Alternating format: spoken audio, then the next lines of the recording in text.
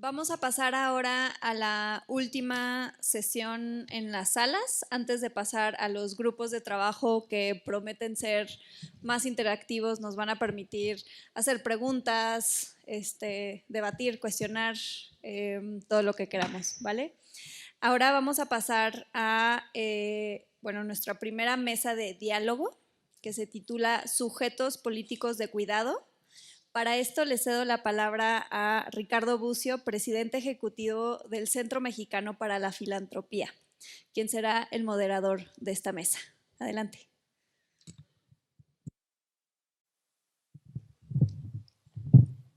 Listo. Muy buen día a todas y todos. Muchas gracias por la invitación a pues, todo el grupo convocante. Tenemos una mesa que después de haber oído en la anterior lo que tiene que ver con políticas, con retos, con desafíos, con las perspectivas de las obligaciones del Estado, con la construcción de los procesos, nos vamos a ir ahora al centro, al eje central de un sistema de cuidados y de las políticas de cuidados que son los sujetos. Las personas sujetos de cuidado, sujetos políticos de cuidado, además se intitula la mesa, y las personas cuidadoras y las necesidades de cuidado que tienen las personas cuidadoras. Vamos a hablar de esto a partir de experiencias de 4 mujeres para que no haya duda de quién lleva los cuidados en México y en la región, pero también las organizaciones que hacen estos procesos, también las organizaciones que promueven los cuidados y que trabajan con los grupos de población que mayormente los necesitan. Solo quiero decir como punto de inicio que vamos a hablar de personas adultas mayores, de personas con discapacidad, de niñas, niños y adolescentes, también de cuidados de mujeres en comunidades. Y estos grupos de población tienen sociodemográficamente, tienen indicadores que dan cuenta de que viven mayor pobreza moderada, mayor pobreza extrema y mayores carencias sociales en las 6 condiciones que mide el Coneval. Tienen además menor acceso al ejercicio de derechos en derechos laborales, derechos relacionados con derechos políticos, en la educación y en todo, digamos, el marco que supone un nivel de vida adecuado. Entonces, hay una correlación directa entre necesidad de cuidado y esta desprotección que hay a nivel de derechos sociales y económicos también. Uno podría decir que una es causa de la otra, en algunos casos sí podemos ver la correlación, por ejemplo, en relación con las personas con discapacidades, ¿no? 80% de las personas con discapacidades viven en situaciones de pobreza en el mundo y las personas con pobreza tienen el 80% de la población con discapacidades. Hay una correlación ahí directa entre pobreza, carencias sociales, falta de ejercicio de derechos y la discapacidad. Lo vemos de distinta forma en cada uno de los grupos de población y vamos a empezar, iré presentando a las ponentes una a una. Vamos a empezar primero con Margarita Garfias y vamos a empezar y a terminar luego con Margarita, porque Margarita va a participar en dos modalidades. Como en voz, digamos, de un colectivo de personas cuidadoras y también desde la perspectiva de cuidados de las personas con discapacidad. Vamos a comenzar esta intervención de la mesa hablando sobre quiénes son los sujetos de cuidado, por qué son sujetos políticos. Bueno, aquí vamos a empezar con las personas cuidadoras, luego vamos a hablar de personas con discapacidad. ¿Quiénes son? ¿Por qué son sujetos de cuidado las personas cuidadoras? ¿Por qué son sujetos políticos y a qué retos se enfrentan este grupo tan enorme, no ahora medido con la claridad que acabamos de oír en Colombia, pero pronto tendremos esa información. Margarita, muchas gracias.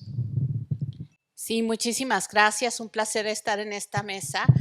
Y déjenme decirles que primero, como para una reflexión, incluso una introspección para quienes están ahorita en esta mesa o escuchándome posteriormente, debo decir que todas las personas requerimos de cuidados, desde el primer respiro hasta el último suspiro.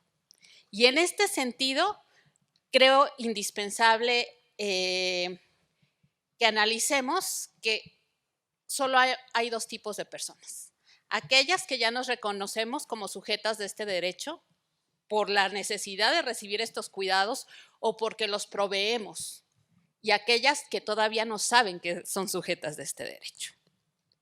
Ahora, también otra cosa bien importante es que si bien todas las personas cuidamos o requerimos cuidados, no todas lo hacemos de la misma manera. En este sentido, debo posicionar que hay pues 3 etapas que he identificado, que son los cuidados simples y cotidianos, que son aquellos que están presentes en todos los hogares, todos los días y que resolvemos todas las personas en algún momento de nuestra vida, como es desde la agenda mental de qué se debe de poner en la mesa, qué alimentos comprar, cuándo pagar la luz, si lavar o no la ropa, cuándo llevar a los niños a la escuela, etcétera. Los alimentos, cómo los preparamos, a qué horas los comemos, nos bañamos, no nos bañamos, lavamos la ropa, la dejamos ahí, pagamos a otra persona para que lo haga, etcétera. Los cuidados intensos o extensos, cuando tenemos en nuestra casa a infancias que no pueden proveerse por sí mismas estos cuidados, o a personas de la tercera edad que tampoco se los pueden proveer en ese momento, y también aquellas personas que por convalecencia, enfermedad o accidente necesitan los cuidados por parte de otra persona. Y al final los cuidados especializados, o lo que dentro de el ambiente médico se llaman cuidados a largo plazo, cuando precisamente son personas que por su condición de salud requieren de procedimientos médicos que actualmente se dan en los hogares, ¿no? Y allí tenemos a muchas personas midiéndose la presión, el azúcar, dializándose, preparando dietas especiales, ¿no? Incluso a quienes ya alimentamos por sonda, aspiramos y hacemos otros procedimientos de tipo médico y no médico para estas personas.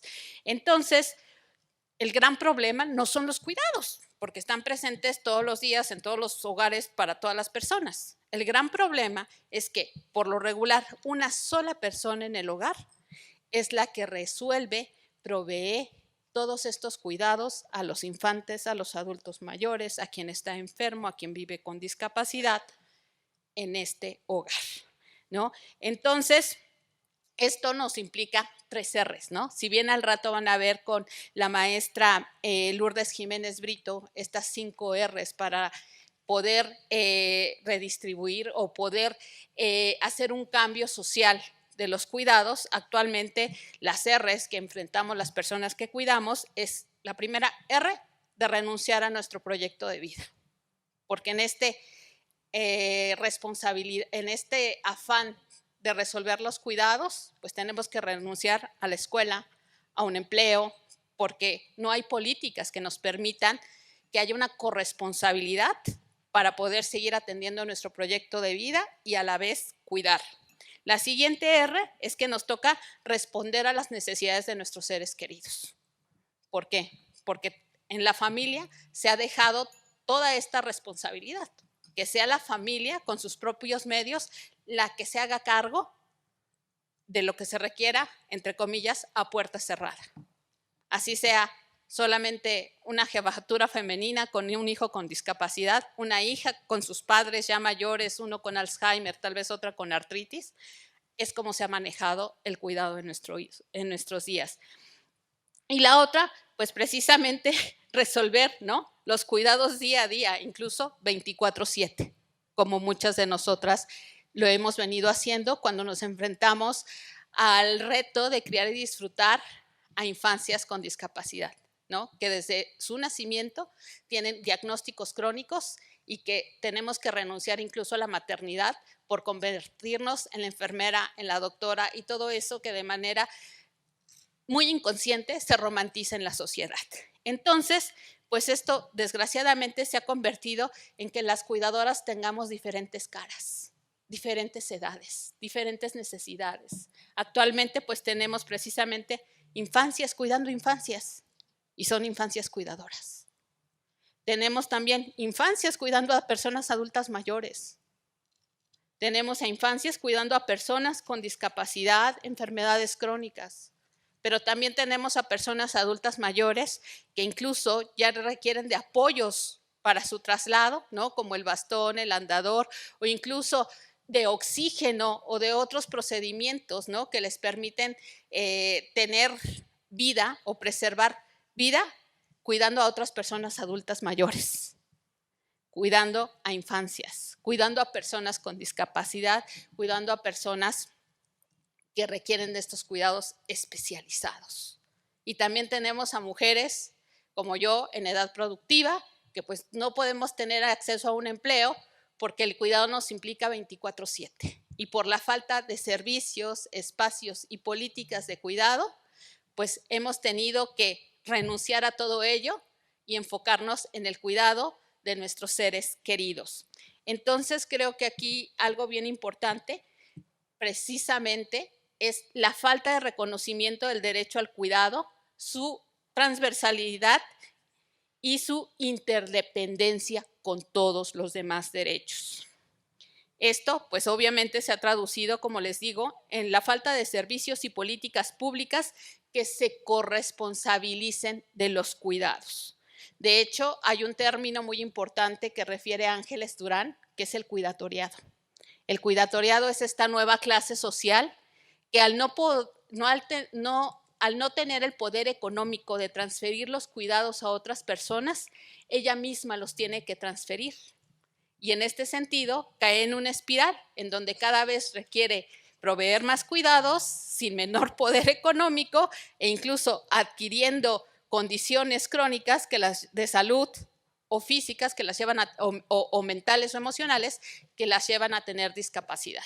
Y esto afecta precisamente al Estado, porque somos personas productivas que dejamos de pagar impuestos, somos personas que dejamos de estudiar, somos personas que aportamos actualmente con este trabajo no remunerado en los hogares al 26.3% del Producto Interno Bruto de este país. Algo más grande que la industria manufacturera, que la industria turística o que la industria automovilística. También el trabajo no remunerado en salud de los hogares representa el 6.2% del Producto Interno Bruto ampliado del sector salud. Es decir, la tercera parte de lo que debería de hacer o lo que representa el sector salud. Y para que se den un poquito la idea de la magnitud del trabajo no remunerado en salud de los hogares, déjenme decirles que todos los hospitales públicos y privados atienden más o menos o representa su trabajo el 22.1% del Producto Interno Bruto del sector salud y el de los hogares el 25.5%. Así de grande es nuestra chamba y por desgracia no se reconoce. Gracias.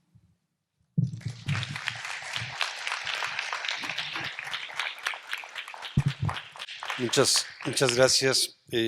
Margarita, creo que refieres todos los ámbitos de un plumazo que tienen que ver con el sistema de cuidado, muchos ámbitos de la vida,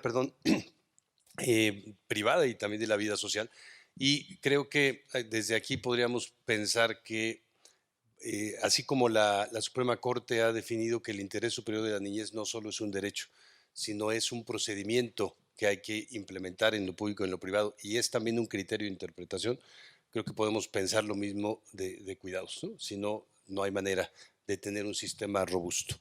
Bueno, vamos a escuchar ahora a Emily Max del Instituto Nacional de Geriatría y de la Red de Cuidados de México sobre la situación del grupo de población que hoy crece más en México, no solo en México, pero tiene mayor tendencia de crecimiento, que son las personas adultas mayores, y que por lo menos casi el 50% de las personas con discapacidad en México son adultas mayores. Max. Muchas gracias, Ricardo. Yo les traje una pequeña presentación que no sé si me pudieran apoyar a poder visualizarla. Ya pasé la memoria hace un ratito, entonces quería No, ver. no te dije, pero tenemos 9 minutos para esta primera y luego nos vamos a ir para otras intervenciones, ¿no? Ok. Sí, la presentación es súper rápida, ¿no? Más que nada les quería dar una breve presentación del panorama del envejecimiento poblacional en México. Según el censo 2020 en México, hay poco más de 15 millones de habitantes de 60 años y más, que hoy representan ya el 12% de la población nacional y que en un futuro ya no tan lejano, el 2050, representarían casi un 20% de la población, ¿no? La quinta parte de la población mexicana. Pero este panorama también hay que tener en cuenta que no ocurre de forma similar, ¿no? Hay contextos heterogéneos en el sentido de que las entidades al interior de la República envejecen en diferentes gradientes, ¿no? Vemos este mapa donde podemos apreciar el porcentaje de población de 60 años y más por entidad federativa, ¿no? Donde vemos aquellas entidades en color más oscuro como las entidades con mayor porcentaje de población adulta mayor. No obstante, también podríamos hacer una división entre estas entidades, reconociendo Baja California Sur, Chiapas, Quintana Roo como las entidades con menor envejecimiento, Oaxaca, Sinaloa, Colima, Yucatán y San Luis Potosí como aquellas entidades que se encuentran aún en proceso de envejecimiento, en donde por cada 100 personas de 0 a 14 años hay entre 48 y 53 personas de 60 años y más. Y Ciudad de México, Veracruz y Morelos como las entidades con mayor envejecimiento, donde hay por cada 100 personas de 0 a 14 años más de 58 personas de 60 años y más. La siguiente, por favor. Esto nos habla acerca de las diferencias al interior de la República de este proceso del envejecimiento, pero también tenemos que ver que asociado a este envejecimiento, y como bien señalabas, Ricardo, hace un momento, de las condiciones, del contexto, de la pobreza, del acceso a recursos, del acceso a atención, también hay que tomar en cuenta las diferencias en términos de cómo envejece esta población, ¿no? Y de los niveles de dependencia que van a experimentar en diferentes etapas de la vida, ¿no? Esta gráfica solo sintetiza cómo a partir de los 20 años, ¿no? Cambia los funcionales, las personas funcionales, es decir, aquellas que no tienen ninguna limitación, versus cómo se comportan los dependientes leves, severos y totales. Dependientes leves son aquellos que van a tener un poco de dificultad para realizar un conjunto de actividades como son ver, oír, hablar, caminar, bañarse o recordar. Y dependientes severos son aquellos que ya tienen mucha dificultad y dependientes totales quienes de plano no pueden realizar esta actividad, ¿no? Y que vemos que el primer punto de corte ocurre entre los 70 años, ¿no? En términos de que ya supera el nivel de dependientes leves al de funcionales y que hacia los 80 años pues es la dependencia severa mucho mayor a los funcionales y los dependientes totales más adelante a partir de los 85 años. Esta es una gráfica a nivel nacional. Si nosotros nos vamos a las entidades federativas, vemos cómo este corte se produce incluso desde los 45, 50 años, ¿no? Porque son distintas las condiciones en las que viven las personas mayores, distinto el acceso a atención que tienen también y por ende a la prevención para no llegar a experimentar algún tipo de dependencia o tratar de retrasar esta dependencia, ¿no? Entonces, bueno, esto es el panorama nacional, no obstante hay que tener en cuenta las diferencias a nivel estatal. La siguiente, por favor. La siguiente, creo que ahí. Y aquí nos concentramos en la población adulta mayor en particular, ¿no? La población de 60 años y más y las diferencias también entre hombres y mujeres. Sabemos que la esperanza de vida al nacer de las mujeres es superior a la de los hombres. No obstante, esa esperanza de vida no tiene su homologación en términos de la esperanza de vida libre de dependencia, ¿no? O la esperanza de vida saludable. Las mujeres vivimos más en promedio, pero también vivimos más periodo de tiempo con algún nivel de dependencia, ¿no? Y precisamente estas diferencias las podemos ver entre los 60 años y 80 años. Y también algo importante es el ver qué tipo de limitaciones son las que más aquejan a esta población. población, ¿no? Tanto en dependientes leves como en severos, vemos que las actividades de caminar son las que destacan, ¿no?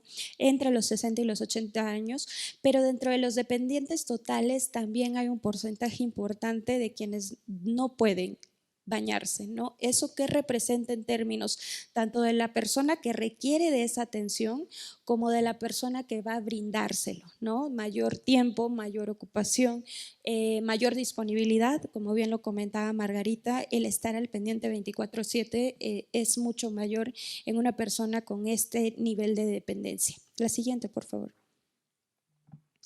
Y bueno, pero entonces si estamos camino a un envejecimiento, si estamos viendo los niveles de dependencia que experimenta la población y en particular cómo están envejeciendo y los niveles de dependencia de la población de 60 años y más y de la población de 80 y más, ¿qué vamos a hacer? ¿No? Algo que hay que considerar aquí, si quieres, por favor, le da clic a todo para que ya esté la diapositiva hasta el último. Una más, 2, 3 más. Creo que le puse ahí unas transiciones y vaya, me emocioné. Ok, una última.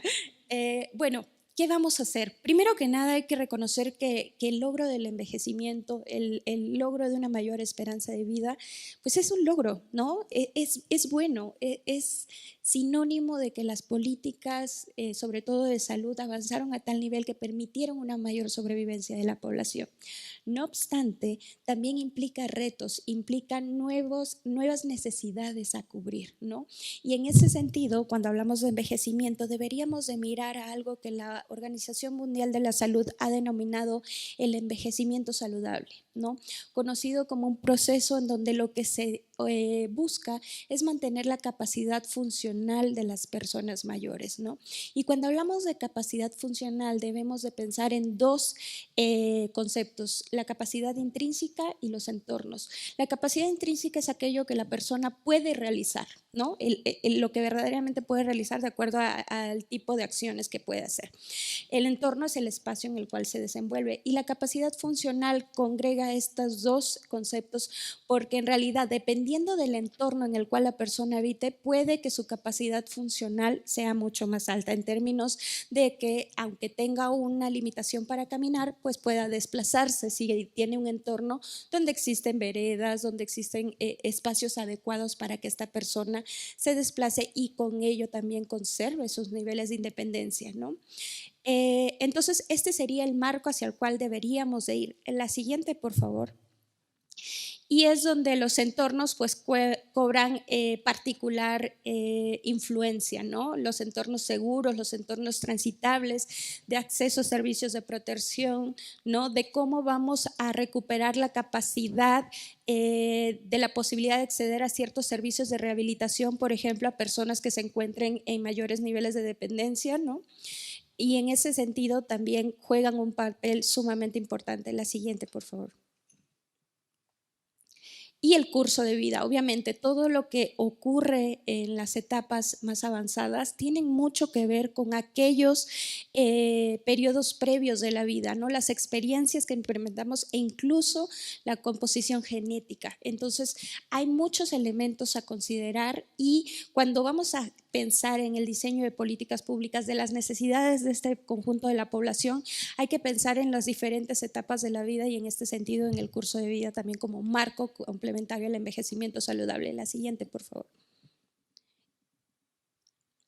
Y bueno, pues entonces si vamos a tomar el curso de vida y vamos a ir hacia un diseño de algún tipo de marco de salud pública para el envejecimiento, debemos de reconocer que estas dos capacidades que les decía, la capacidad intrínseca y la capacidad funcional, pues pueden variar, ¿no? Pueden estar en distintos momentos. Hay momentos en la vida en que podemos tener una alta capacidad intrínseca y funcional, la cual sería estable. Va a haber un momento en el que capacidad intrínseca va a tener un deterioro, pero podemos mantener todavía más elevada nuestra capacidad funcional y la pérdida considerable de la capacidad es cuando nuestra capacidad intrínseca pues disminuye aún más, pero derivado de que existan los entornos adecuados, todavía podríamos tener un mayor nivel de capacidad funcional. Pero ojo, esto no necesariamente se asocia a que la persona, no necesariamente se debe asociar con la edad de la persona adulta mayor, porque una persona puede estar con una capacidad funcional muy alta a pesar de sus mayores, de pertenecer a un mayor grupo de edad. La siguiente, por favor. Y en este sentido, y ya para cerrar, ¿no? Cuando hablamos de la necesidad de implementar algún sistema, de implementar políticas para la atención de esta población, debemos tener en cuenta precisamente estas tres poblaciones, estos tres momentos. Por un lado, la población con altos y estables niveles de capacidad requerirían de intervenciones centradas en fomentar y mantener la capacidad el mayor tiempo posible. En los sistemas de salud, de detectar y controlar a tiempo las enfermedades y los factores de riesgo que van a derivar en un futuro en algún tipo de limitación. Y también alentar conductas saludables, ¿no? Por otro lado, está la población que padece de un deterioro en las capacidades, ¿no? Para estas personas nos deberíamos de centrar en reducir al mínimo los efectos de las afecciones en la capacidad de esta persona. Acciones para ayudar a detener, a moderar o, si es posible, revertir esta condición. Y también en términos del entorno, ampliar el papel que tienen las estrategias que ayuden a las personas a superar el deterioro deben de cobrar cada vez más importancia. Y esta tercera población, que es la que presenta la mayor pérdida significativa de las capacidades, tendremos que pensar en intervenciones centradas en la prestación de cuidados a largo plazo, en posibilitar que las personas mantengan un nivel de capacidad funcional conforme con sus derechos básicos, sus libertades fundamentales y la dignidad humana, ¿no? En el sentido de que estas personas deben de preservar hasta el último de sus días la dignidad humana. Y por otro, pues estrategias relativas, generar un entorno propicio para su desenvolvimiento, para su desarrollo, y un entorno propicio que aquí hablaríamos no solo de la persona mayor, ¿no? Sino también de quienes les estarían prestando cuidados, de que existan las condiciones propicias para brindárselo. Y creo que hasta ahí sería todo. Muchísimas gracias.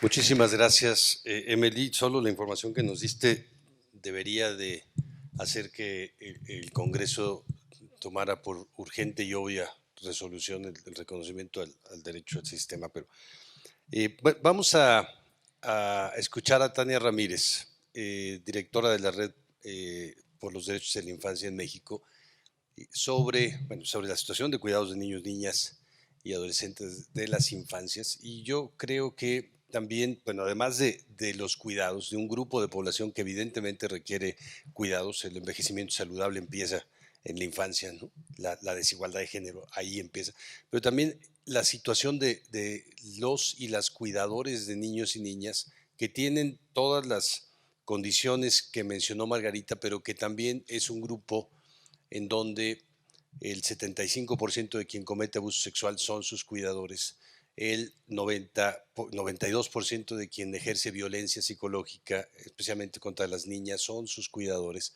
Hay una paradoja ahí muy compleja que tiene que ver también con las condiciones. Tania. Todo bien. Gracias, Ricardo, y muchas gracias a todas y todos por estar aquí. Gracias por la invitación a Redim para hablar de algo que parecería obvio, que es hablar de la niñez cuando pensamos en sistemas de cuidados. Les voy a contar algunos datos no tan obvios de lo obvio y después revelarles la cara oculta de la otredad de la niñez y los cuidados. Primero, para dimensionar, en nuestro país, la tercera parte de la población tiene entre 0 y 17 años. Estamos hablando de más de 38 millones de seres humanos en este país, de acuerdo con nuestro último censo. Si lo pensáramos de manera simple o directa, pues esos otros 2/3 de la población tendrían que estarse preocupando por dar cuidados a estos niños y niñas y adolescentes, además con un enfoque diferenciado. Sabemos que no es el mismo cuidado el que se necesita en la primera infancia, que cuando se es adolescente, que en un contexto rural, urbano, etcétera, ¿no? Pero a menudo esto se nos olvida, que niñas, niños y adolescentes representan tal tamaño de humanidad en nuestro país es algo que está invisibilizado en general de las políticas públicas y bueno, más recientemente con otros temas en los que ahorita entro. Uno de los avances que creo que sí toca reconocer acá en México fue colocar la atención sobre lo que se construyó como la Estrategia Nacional de Primera Infancia, la ENAPI, que gracias a la creación del CIPINA, por la Ley General de Derechos de Niñas, Niños, Adolescentes, dentro de las múltiples estrategias que instaló, esta probablemente fue una de las que más claramente nos hizo pensar socialmente, políticamente, en esos bebés, en esas bebés que necesitaban cuidados más allá de las miradas conservadoras de que los cuide su abuelita o lo único que necesitan es leche, vacuna y pañal, sino incluso empezar a entenderles como sujetos de derechos desde el día 1 de su vida, ¿no? Entonces, creo que esa es una primera dimensión de los retos que implica, ahora que sabemos muchas más cosas sobre la primera infancia y cómo es importante desde el día 1 el estímulo, el cuidado amoroso y sensible, la disciplina no violenta, todas esas pequeñas, mayores revoluciones sobre cómo entendemos el cuidado de los seres humanos en la primera infancia, creo que es algo de lo que tenemos que abrevar más. Es un logro que se haya construido la estrategia, pero no podemos dar por sentado que eso se materializó en condiciones efectivas de ejercicio de derechos en la primera infancia, ¿no? Por supuesto, también toca pensar, claro, esta es otra de las cosas que nos pasa cuando pertenecemos a una cultura como, no solo la mexicana, en la región, ¿no? A culturas más bien adultocéntricas, pues pensamos que la niñez es más o menos homogénea, ¿no? Y no, esa diversidad que reconocemos en todo otro grupo de población está ahí desde la niñez. Entonces toca pensar, por supuesto, en niñas, niños, adolescentes con alguna discapacidad en el sentido de ese enfoque diferenciado que debería de tener un entendimiento del cuidado no solo por su edad, sino por su condición de discapacidad, ¿no?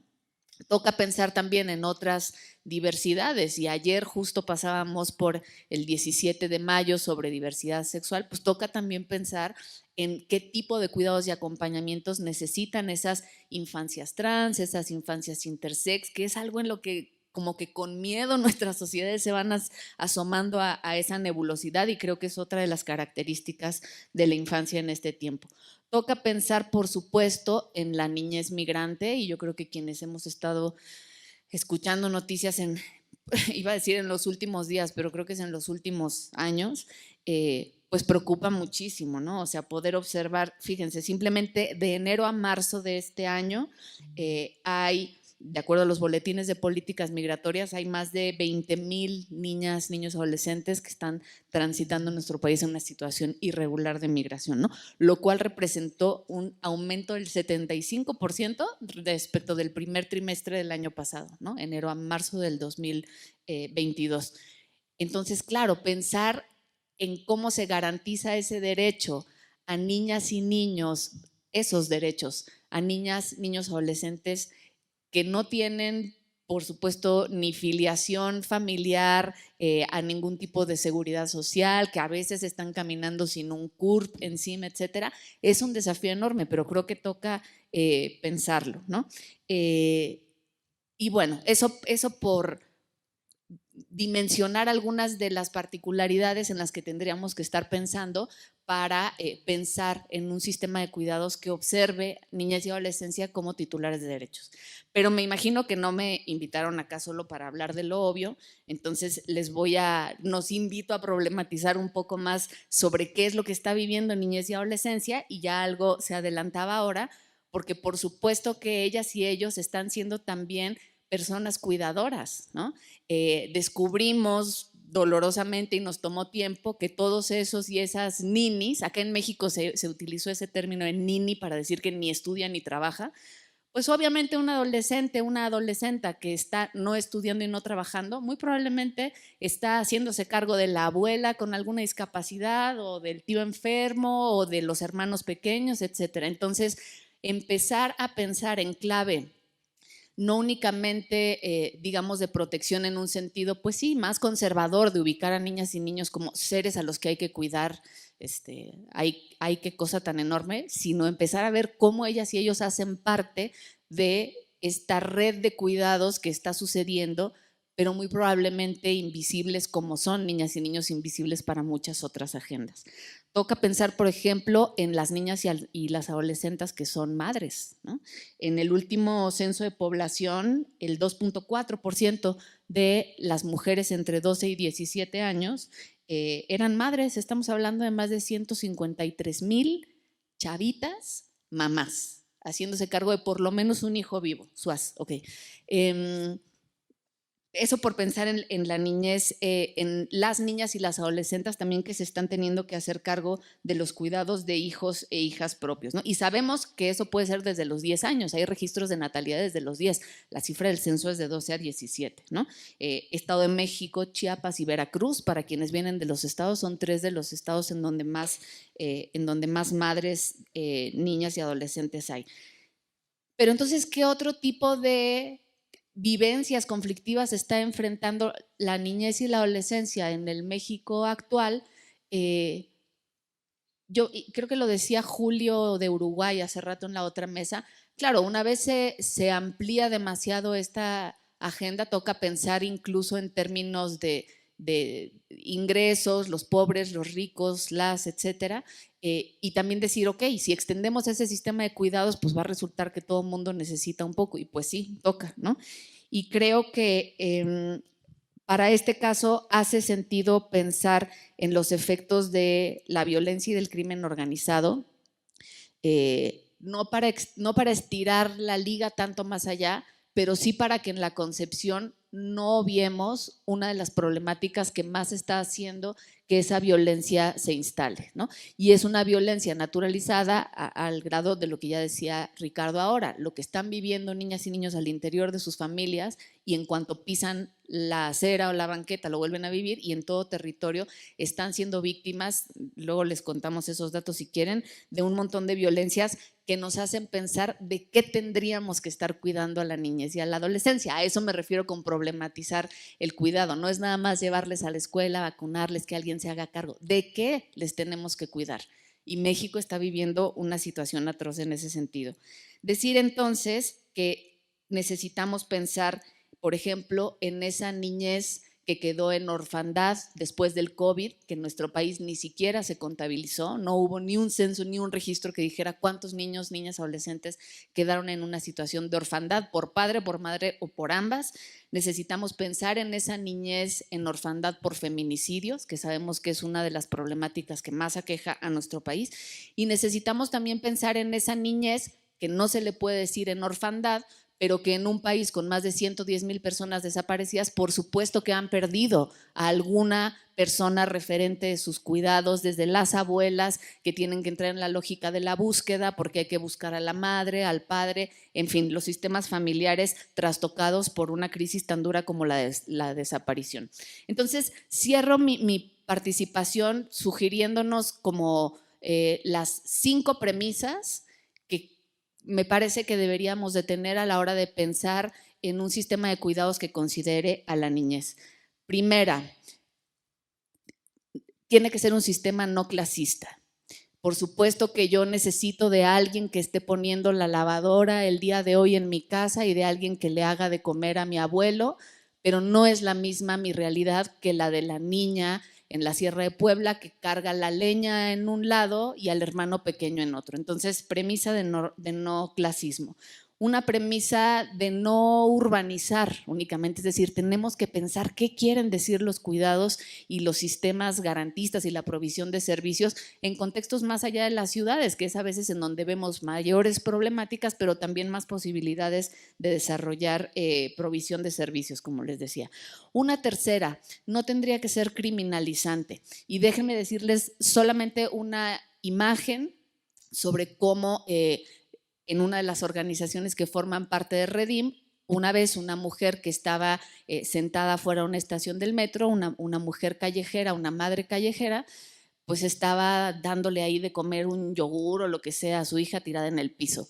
Llegó la brigada Colibrí a decir usted está violando los derechos de su niña y se la llevaron a un albergue del DIF y salió más caro el caldo que las albóndigas. A eso me refiero con no criminalizante. Esa persona que pensó que estaba cuidando de esa niña no supo ver en una clave no clasista que lo que ahí había era una mamá haciéndose cargo de la alimentación de su hija, ¿no? Así estuviera chamagosa y así estuviera en el piso, eso se tenía que ver y reconocer ahí.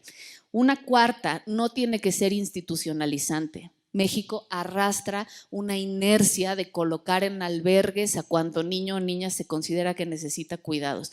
Y las historias que conocemos sobre qué es lo que viven niñas, niños, adolescentes una vez llegan a estar bajo los cuidados, pues sí, de una tutela especial, de la protección especial dentro de las instituciones, son del auténtico miedo. Justo hoy estamos celebrando que fueron vinculados a proceso 3 personajes que mataron a golpes a un adolescente dentro de un albergue Fabriles en el estado de Nuevo León. Y quinta, tendría que ser no minorista. Y esto quiere decir, pues si vamos a repensar nuestro sistema de cuidados, toca repensar nuestro adultocentrismo, ¿no? Y ese no reconocer a niñas y niños como sujetos de derechos, pero también como sujetos políticos, como personas a las que tenemos que escucharles, recoger su opinión, sus propuestas, sus preocupaciones e incluso sus aportaciones en el momento en el que toque desarrollar un sistema de cuidados. Necesitaríamos hacer algún otro ejercicio como este en donde le demos voz a esos niños y niñas para poder efectivamente garantizar que les estamos considerando no únicamente como esa carga de cuidados que sobre todo las mujeres, pero en general la sociedad lleva, sino como también ellos llevan la carga de un país desigual y profundamente violento, y que eso nos tiene que hacer pensar en clave de por qué, para qué y de qué les queremos cuidar, ¿no? Gracias.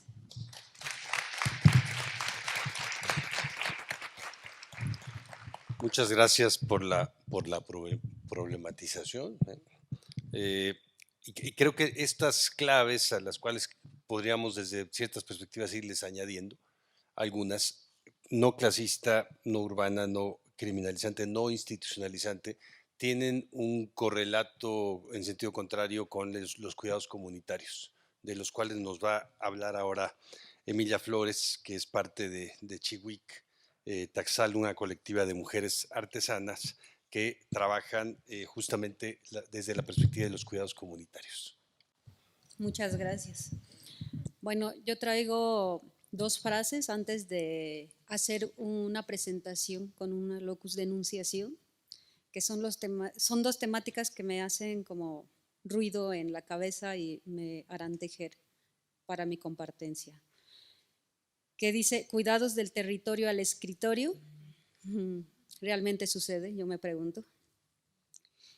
Y bueno, con esto digo que no es lo mismo hablar de comunalidad que vivir en comunidad. Para ello me es necesario presentar quién soy y saber desde dónde hablo. Soy Emilia Flores Martínez, una mujer artesana, quien se autorreconoce como feminista comunitaria macehual. Soy también fundadora e integrante de la Sociedad Cooperativa Chiwik Taxal del municipio de Hueyapan, Puebla, la cual está integrada por mujeres emprendedoras, campesinas, artesanas, profesionistas y estudiantes, quienes luchamos en sororidad para dar a conocer nuestro trabajo. En Chiwik formamos un lugar para repensarnos, defender nuestro cuerpo como territorio, así como lo plantean nuestras antecesoras, las más grandes sabias. Y también, como lo han dicho ya varias feministas comunitarias, como por ejemplo Lorena Cabnal, Ochi Curiel y Julieta Paredes. Porque es nuestro territorio, el primer cuerpo que debemos de defender, porque es el que exponemos a la hora de defender la vida. Y así vamos defendiendo también nuestros espacios y lugares de convivencia facilitados en y con nuestra madre tierra, quien ha sido agredida por mucho tiempo. Nos unimos y animamos para defender aquello que nos han querido arrebatar por años, nuestra integridad. En nuestra exposición y creación del futuro vemos a la cosmovisión indígena como nuestra aliada. Nuestras actividades como colectiva están guiadas por los valores esenciales de reciprocidad desde nuestro ser macehual.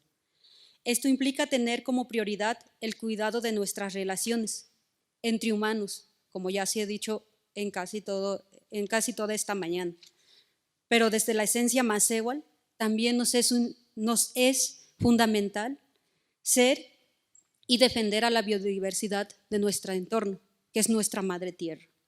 Desde la experiencia encarnada como indígenas, puedo contar cómo los pueblos colonizados hemos sido obligados a avergonzarnos de nuestra realidad y a normalizar la folclorización de nuestra cultura macehual.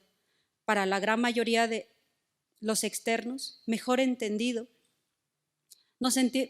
dicho, nos conocen como indígenas, recayendo a vivir todo el tiempo en una vida llena de violencia, histórica y situadamente. Replantear, redignificar y resignificar nuestra cultura se ha vuelto una lucha constante, o al menos eso ha sido para las mujeres macehualme de la cooperativa Chihuictasal. He aquí por ello nos movemos en rebelión, diciendo y accionando desde lo que cada una de nosotras sabe y disfruta hacer, compartiendo su saber negado, saber que es un legado heredado por el conocimiento de nuestras antecesoras, reconociéndonos capaces de ser maestras que transmiten conocimientos en medicina natural, artesanías, mitos y conocimientos del entorno y entre otros aspectos. Es recibir los consejos y experiencias, es capitalizar la herencia y unir un pasado, presente y futuro en la comunidad.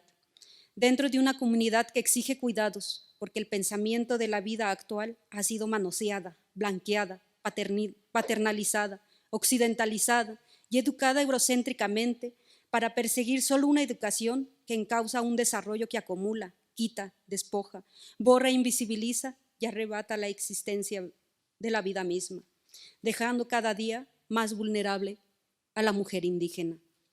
Hoy en día apostamos por un regreso a nuestras raíces como acto político para desde ahí construir un cambio que parte desde nosotras mismas, reconociéndonos tal y como somos, con nuestra integridad y desventajas al ser macehualme, registrando, reflexionando y cuestionando nuestra existencia como mujeres artesanas y como indígenas en y con la madre tierra.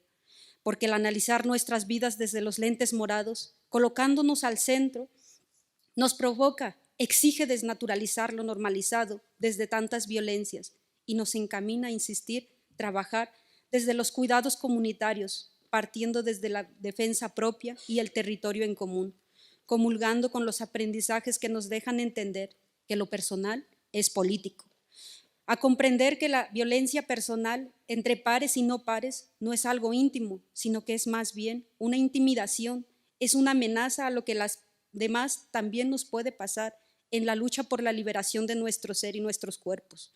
Por ello, insistimos la exigencia de nuestros derechos y la vida misma. Por ende, nos sumamos a las reflexiones del feminismo comunitario, un feminismo que nace desde la vida cotidiana y en comunidad, en una entre mujeres que se acompañan juntas para destejer su existencia y retejerla, cuidándonos y tejiéndonos, conversando de nuestros territorios próximos y haciendo visible las violencias ejercidas sobre nuestros cuerpos, sobre nuestros territorios habitados en común, nuestra madre tierra, hablando de lo que nos pasa cotidianamente en la vida, del cómo es que estas relaciones las acuerpamos al ser agredidas con patriarcados ancestrales originarios y sin duda alguna anunciando con voz alta de esos patriarcados occidentales que cada día nos desaparecen, que devienen ante una obediencia por el pensamiento eurocéntrico, patriarcal, machista y opresor. Dicho esto, con las compas que vengo representando, me atrevo a compartir que con ello nos atrevimos a mapear el triángulo de la violencia de Jonan Galtung, en donde nos posicionamos y analizamos y por un lado nos dimos cuenta que por un lado estamos encantadas, pero por el otro lado sometidas. Y hablar de cuidados comunitarios también nos dio para darnos cuenta en dónde nos encontramos las indígenas y los indígenas. Por ello nos posicionamos hablando desde el ser macehual, porque hablar desde el ser macehual nos da la posibilidad para defender la vida pensada desde el Yecne Milis, desde un buen vivir en común, desde un buen vivir donde se pueda disfrutar la vida, no a costas del sacrificio de las demás personas y de todo aquello que nos rodea. Por ejemplo, detectamos cuál es la violencia directa que vivimos día con día, pero también nos dimos cuenta que la violencia cultural nos acompaña, pero la que nos borra es la violencia estructural, en donde el patriarcado se centra en nuestros cuerpos, pero el despojo nos quita nuestro territorio, espacio. Nos dimos cuenta en donde muchas de las veces hemos sido encantadas por desarrollo, pero ¿desarrollo para quién? ¿Para quién se abren las carreteras? ¿Verdaderamente son para las comunidades indígenas o son para las empresas internacionales que vienen a extraer las cosas, nuestros ríos, los minerales que se encuentran en nuestros montes? ¿Para quién se hace todo eso? Y en este sentido, entre el engaño y el encanto, nos damos cuenta que existe una violencia humana y no humana. Para ello es necesario repensar hacia dónde están dirigidas los derechos y de ese desarrollo que tanto se presume.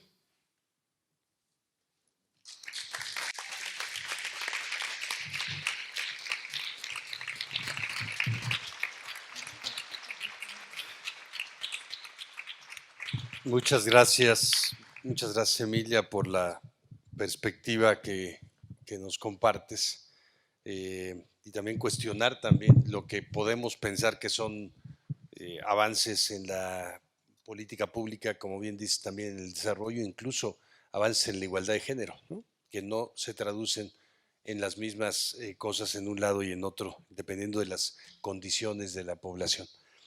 Vamos a cerrar este primer bloque y luego pasaremos a uno muy breve con Margarita Garfias nuevamente, que ya mencionaba, es madre de una persona con discapacidad, pero además está relacionada con muchísimas organizaciones y personas que tienen esta condición. Estamos en un proceso de reconocimiento sociodemográfico al menos, ¿no? Teníamos 0% de personas con discapacidad en el censo del 1990, hemos avanzado hasta tener más del 20% de quienes tienen discapacidad o alguna situación de disfuncionalidad, digamos en términos generales, así reconocida por el censo. Somos un país que tiene una situación creciente, que tiene una necesidad creciente y en donde, pese a que nació de aquí la Convención de Derechos de las Personas con Discapacidad, quizá es uno de los temas de atención a un grupo de población que menos ha avanzado en la agenda pública.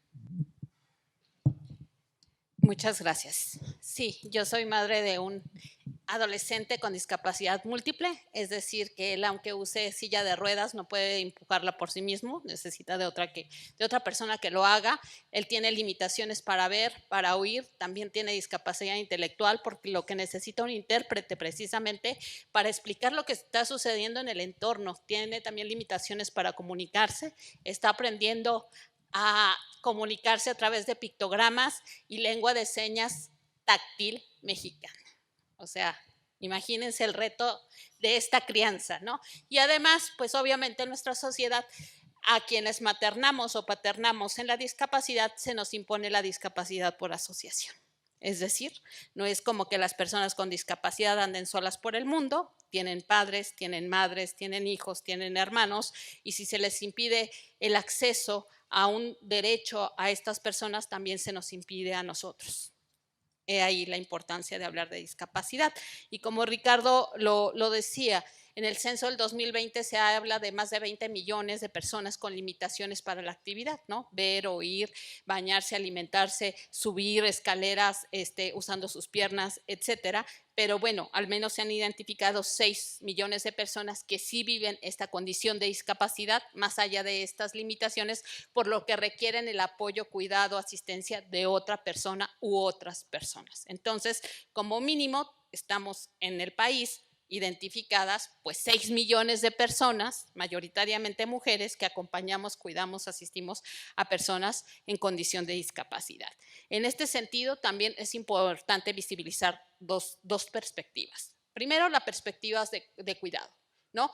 Que es reconocer al cuidado como una dimensión inseparable de la existencia humana e incluso no humana en los hogares, ¿no? Que va más allá de género, generación, condición, situación o posición de vida.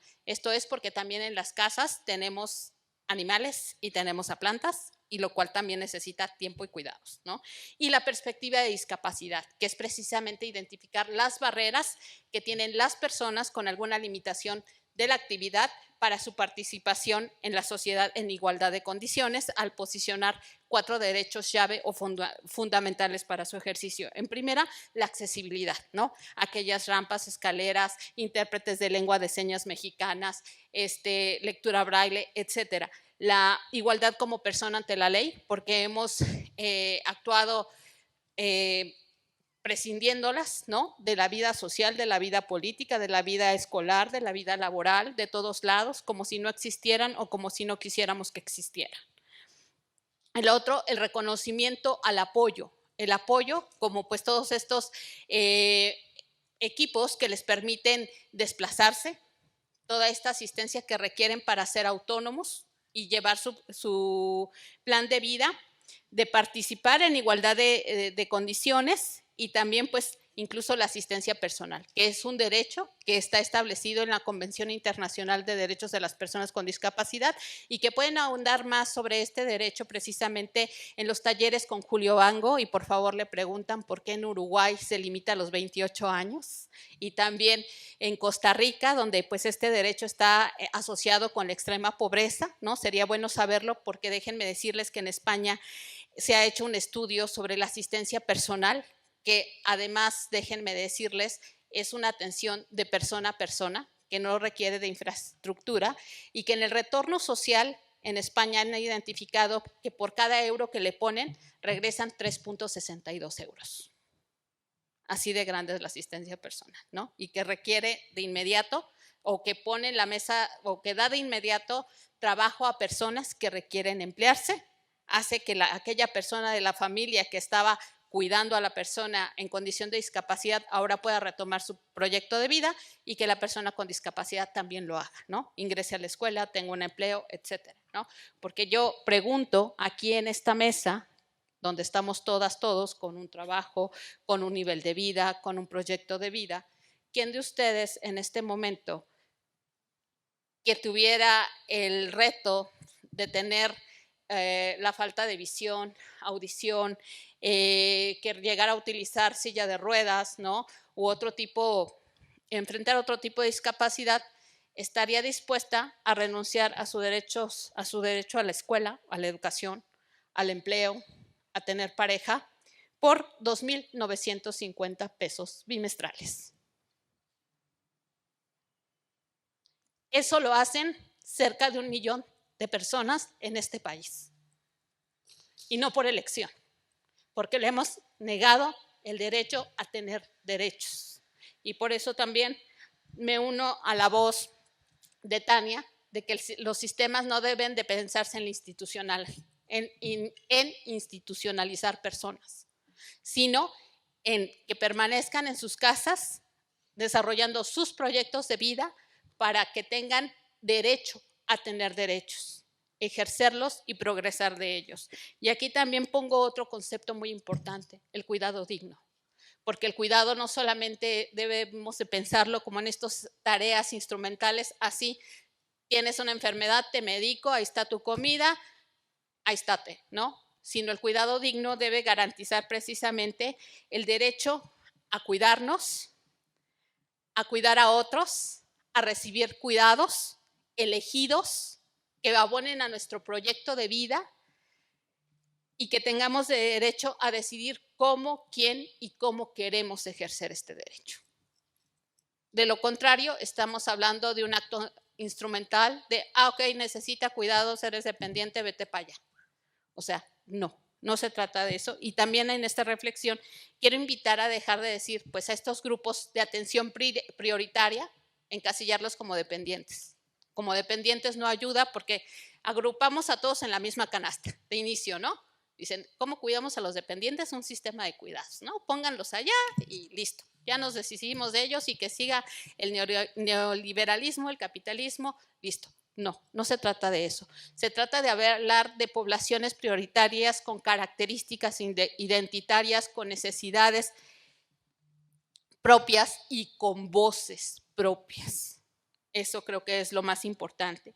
Y que en este afán de centralizar y que las personas que requieren de estos cuidados tengan derecho a decidir sobre ellos, hay que hablar de universalidad, porque les recuerdo que todos los que estamos aquí también somos sujetos de cuidados. Transversalidad, ¿no? Y su impacto con los otros demás derechos que tenemos todos los seres humanos. La dignidad, nuestro derecho a decidir cómo queremos cuidar y ser cuidados o ser cuidadas. La territorialidad. Y como un eje transversal, el dinamismo, porque los cuidados que damos o proveemos en este momento no van a ser los mismos que requerimos o proveamos en un año, o en 2 años, o en 3 años, porque los cuidados van creciendo conforme va creciendo la población, van cambiando conforme va cambiando la población, y eso es un gran reto de la política pública. Entonces, creo que eso es bien importante. También creo que en vez de sacar estos baremos, digo, los baremos ha sido algo que ha posicionado o vienen muy posicionados de la política pública española, ¿no? De la ley de dependencia, en donde se identificaron los baremos y donde pusieron dependencia leve, severa y total, y que viene por ahí, si no mal me equivoco, Emily, del índice de Bartel, ¿no? En donde se hacen estas mediciones. Creo que hay que hablar de una nueva era de los cuidados. Y en vez de etiquetar a las personas como dependientes leves, severos o totales, creo que hay que hablar de la intensidad de apoyos que requieren. Esto viene en la escala CIS-A, CIS-C, que es la evaluación de las necesidades de apoyo, en donde se habla que las personas requerimos asistencia humana. Y esta asistencia humana puede ser, ay, ya se me perdió.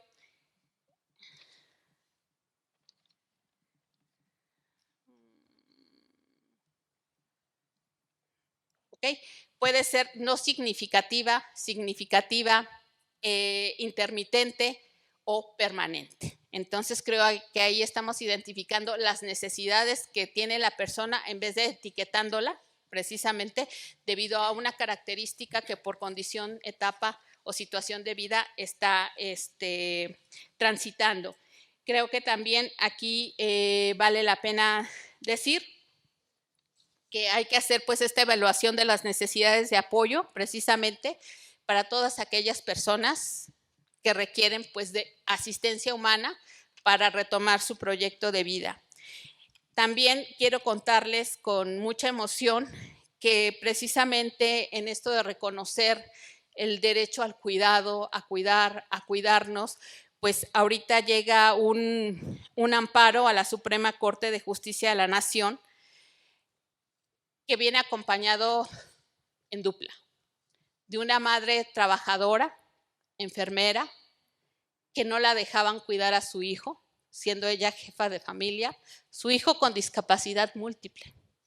Y entonces llega este amparo a la Suprema Corte de Justicia de la Nación, y a mí me encanta lo que escribió el abogado, y se los voy a leer, un párrafo muy pequeño para que los jueces hicieran conciencia sobre la importancia de reconocer el derecho al cuidado digno en todas sus dimensiones. Si bien tiene, la trabajadora, una jornada asalariadamente reconocida, realiza otra jornada discontinua, que si bien no es remunerada, está destinada a resguardar el derecho más valioso de cualquier ser humano, la vida. Entonces, hasta ahí me quedo. Y muchísimas gracias por su atención.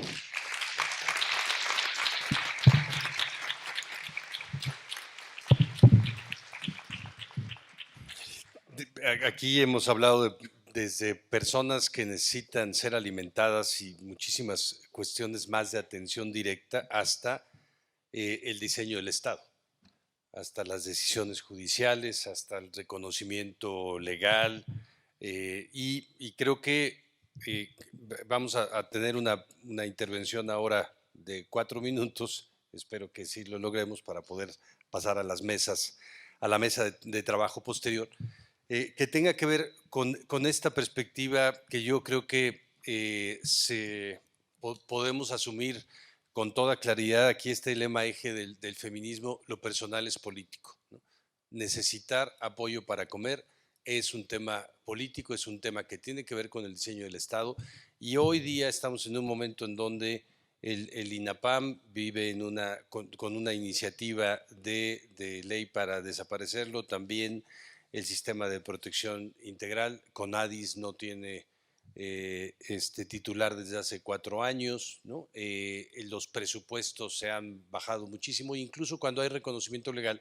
La Ley General de Derechos de Niños, Niñas y Adolescentes dice que para atender a 40 millones de personas del 2014 se necesita presupuesto cero, no hay impacto presupuestal cero, ¿no? Entonces tenemos un problema ahí para poder realmente hacer que la realidad coincida con las decisiones políticas. Y vamos a cerrar con esto: ¿qué perspectiva y qué exigencias, necesidades ven desde lo político? Vamos a cambiar un poco el orden. Tania, si quieres comenzar. Sí, y gracias porque justo es algo que no dije en la intervención pasada. Creo que justamente por hablar del Sistema de Protección Integral de Niñas, Niños y Adolescentes, del CIPINA, hay una lección aprendida en aciertos y resistencias, me atrevería a decir, que le pueden ser muy útiles al pensamiento, diseño, impulso de un sistema de cuidados. Y es que, por un lado, por supuesto que se requieren presupuestos que materialicen todas estas propuestas de atención y de solución, pero al mismo tiempo bastaba para empezar con que cada quien haga su parte bien, ¿no? O sea, el CIPINA, por ejemplo, como sistema, y justo es algo que hemos estado colocando mucho sobre la mesa ahora que se intenta desmantelar por ahorros o por eficientar y no duplicar funciones, etcétera, pues el CIPINA ya era un diseño institucional low cost, ¿no? Que hacía que más bien cada una de las instituciones que hacían parte del sistema hiciera lo propio, pero sentar a la mesa a todas, ¿no? Y entonces estamos hablando de homicidios de niñas, niños, adolescentes, pues hay que sentar a Seguridad Pública y hay que sentar a la Defensa Nacional y hay que sentar a, etcétera, todos esos que pensarían que no les toca.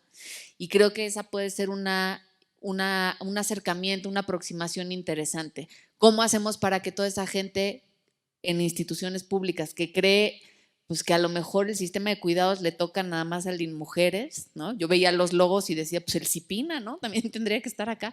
Pero bueno, ¿cómo hacer para conseguir eso? Y otro, pues un desafío enorme, que es que hoy por hoy en México nos cuesta pensar en sistémico, ¿no? Venimos de una cultura política e institucional en donde a cada grupo de población o cada temática o cada necesidad pues crea una institución, y es parte de lo que se critica ahora mismo, incluso con esta propuesta de simplificación administrativa, ¿no? Probablemente tendríamos que tomar el desafío por el lado de ver cuáles son las cosas que no es que no necesiten presupuesto, pero cuyo presupuesto ya está asignado y simplemente por sesgos de género, por sesgos adultocéntricos, no se está atendiendo. ¿Fueron 3? No, si quieres pasarle de una vez a Emily. Gracias. Bueno, yo empezaría considerando que tenemos que voltear ya a ver a esta población adulta mayor, ¿no? Porque ¿qué es lo que pasa? Que todavía de alguna manera pensamos que está lejos este proceso de envejecimiento, ¿no? Y precisamente hay instituciones que deberían ser más fortalecidas en este sentido para que apoyen esa mirada, ¿no? Para que realmente se voltee y digan, incluso en los años que llevo de alguna manera revisando diferentes fuentes de información, a veces es todo un reto poder recuperar información sobre los adultos mayores, sobre los espacios a los cuales pueden concurrir, ¿no? El que esté debidamente documentado. Es todo un reto poder identificar el número de alojamientos que existen o el número de centros de días o el número de talleres que hay, ¿no?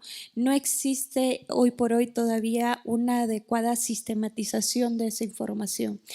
Y por otro lado, también muy de la mano con lo que mencionaba Tania, ¿no? Este carácter de que diferentes instituciones deben de intervenir. No solamente se trata de señalar a un instituto en particular como el único encargado, ¿no? En todo caso, se requiere de esta integración y de la disposición para la misma, ¿no? Entonces, en ese sentido, para la población adulta mayor, algo que también quisiera comentar, al menos considero que no se trata de etiquetar a las personas, sino que identificar que son necesidades distintas que requieren cubrirse en cada grupo, ¿no? Por eso nada más señalar de que las poblaciones pueden ser de alguna manera diferenciadas en términos de cuáles son sus necesidades, ¿no? No por el hecho de decir ustedes son así, así, así,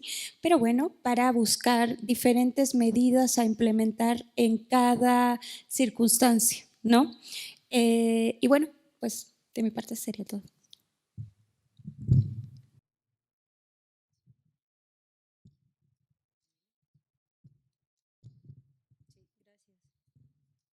Bueno, a mí me llevan a dos ejes, una que tiene que ver con el territorio cuerpo y una que tiene que ver con el territorio espacio, y ambas se llegan al territorio memoria. Cuando se habla de lo personal es político, aquí creo que sería interesante poner algunos ejemplos que hemos trabajado en Chiwik. Por ejemplo, esto va desde lo micro a lo macro y de lo macro a lo micro. Y nuevamente entra el triángulo de la violencia. Desde lo directo, desde lo cultural y lo estructural. Cuando hablamos que desde estas luchas sociales y desde el defender nuestro espacio, territorio, cuerpo con las acciones que hacemos para liberarnos desde ese entronque patriarcal originario, sabemos que muchas de las mujeres hemos sido violentadas por ese patriarcado de nuestras parejas. Y por ejemplo, si a una la golpean, la desaparecen o la queman, eso significa que si la otra mujer lucha por el estado de su propio derecho, también le puede pasar. Pero eso no solo sucede entre pares, sino también sucede desde estas violencias occidentales, desde este patriarcado occidental blanco, en donde entre las luchas sociales lo que ponemos primero es el cuerpo. Y a mí siempre me gusta traer esta experiencia en donde me decía un compa cuando estábamos en el movimiento en defensa de los territorios de la Sierra Nororiental del estado de Puebla. Moriremos con dignidad. La cuestión es de qué forma nos van a desaparecer. Y al desaparecer uno, se rompen movimientos, porque no se desaparecen por desaparecer, sino se hace público y son de formas innombrables. Y en este entendido, también desde lo personal es político, tomando en cuenta que es el territorio espacio, comprendemos desde el área de cuidados comunitarios cuáles son los comunes y por qué las defendemos. Cosas tan simples de las cuales hemos detonado en la Sociedad Cooperativa Chiwik Tasal y con la comunidad del municipio de Guayapan, Puebla, es que a la hora de privatizar el agua, nos quitan los cauces del río, se las llevan, y lo más curioso es que esos municipios o esos lugares en donde están haciendo el agua no tengan acceso al agua. ¿En dónde va el agua? ¿Cómo lo cuidamos? Por ejemplo, nosotras como artesanas hablamos de temas de cómo es que están siendo contaminados nuestros ríos y quiénes son los que lo cuidan. En el triángulo de la violencia, cuando hicimos el anuncio, cuando nos mapeamos y dijimos en qué parte nos ubicamos para cuidar y sostener la vida, nos dimos cuenta que somos las mujeres. Pero cuando empezamos a analizar más profundo, nos dimos cuenta que somos las mujeres indígenas las que sostenemos la vida. Y hablando de indígenas, me traslado al posicionamiento de Masehual. Los masehuales somos los que cuidamos nuestra madre tierra, nuestros montes, los animales con los que cohabitamos, los nacimientos. ¿Y qué pasa si se contaminan? ¿Qué pasa si hay basura? Entonces nos dicen que somos nosotras las cochinas. Pero lo que no se dice es qué es lo que vestimos, qué es lo que calzamos, ¿De dónde viene? ¿En qué condiciones? ¿Por qué no se habla de esas empresas que están encauzando todos sus desperdicios en los cauces de los ríos? Aquí, por ejemplo, yo me pregunto y siempre me cuestiono un ejemplo sobre el río Atoyac. ¿Cómo es que todo ese río se viene a la ciudad? Y cómo nuevamente el agua de la ciudad se regresa desde las aguas puercas. Y cómo el campesino, desde su propio saber, lo convierte nuevamente en verduras. ¿Y dónde terminan las verduras? Entonces, lo personal es político. Todo aquello que nos pasa, que nos atraviesa, que acuerpamos, también viene desde estas otras políticas públicas que es necesario pensarlas y repensarlas.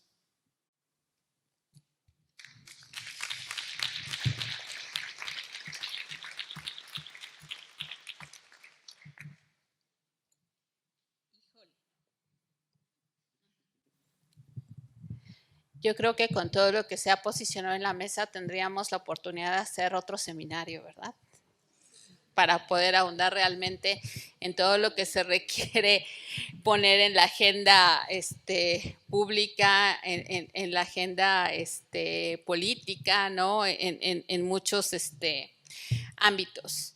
Incluso recuestionarnos desde nuestra propia existencia, desde dónde cuidamos y cómo estamos recibiendo los cuidados, ¿no? Entonces creo que hay muchas cosas que poner en la mesa. Y lo primero que yo llamaría como un eje transversal es a esta mesa, ¿no? Es asumirnos cada uno como sujetos de cuidado. Eso es lo principal. Ver que no estamos hablando cuando hablamos de cuidados de los otros, ¿no? De aquellos grupos de atención prioritarios, sino estamos hablando en primera persona, al reconocernos seres humanos, al reconocernos que tenemos derecho a la vida y tenemos derecho a vivir con dignidad. Y que también, incluso en muchos de los hogares, ¿no? Ya estamos enfrentando el reto de cómo cuidar a nuestros adultos mayores, cómo cuidar a los nietos, a las nietas, a la hermana que acaba de tener un accidente, al hermano que está convaleciente de una enfermedad y que desgraciadamente nuestra seguridad social no ha reconocido este derecho al cuidado. Porque si bien la persona que vive la enfermedad o el accidente tiene una incapacidad, ¿y qué pasa con aquella que debe de cuidarle? Es sujeta de buena voluntad, ¿no? Del empleador, a ver si le da chance de ir a cuidar a su ser querido. ¿Y qué pasa con el autocuidado? Muchos tendremos IMSS, tendremos ISSSTE, pero si el empleador no nos da chance de irnos a hacer el examen el miércoles, el viernes, pues te esperas al sábado y sale de tu bolsillo. Y entonces, ¿de qué sirvió esta seguridad social? Creo que ese es el primer pilar que pongo en el centro, asumirnos todas y todos como sujetos de cuidado. Gracias.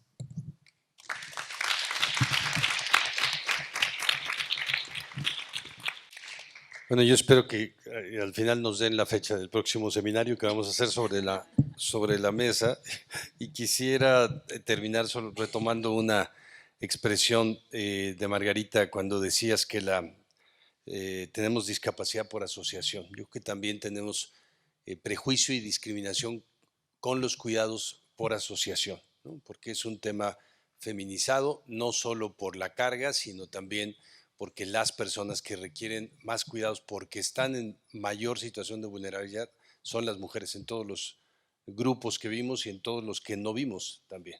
Entonces creo que esta perspectiva esta visión desigual de género, con sus prejuicios, sus estigmas y sus restricciones, con este diseño del Estado patriarcal, hace que el sistema de cuidados vive esta discriminación también por asociación. Y espero que esto sea una de las líneas que se tomen en el seminario, porque diseñar la política no basta, ¿no? Tenemos, al mismo tiempo que tuvimos ya la reforma constitucional, tenemos la posible desaparición de 18 organizaciones públicas que se dedican a cuidados. Cuidado de la lengua, cuidado de la educación, cuidado del cambio climático, cuidado de los grupos vulnerados, cuidado de las personas refugiadas, etcétera, ¿no? Bien, pues muchísimas gracias a todas y todos.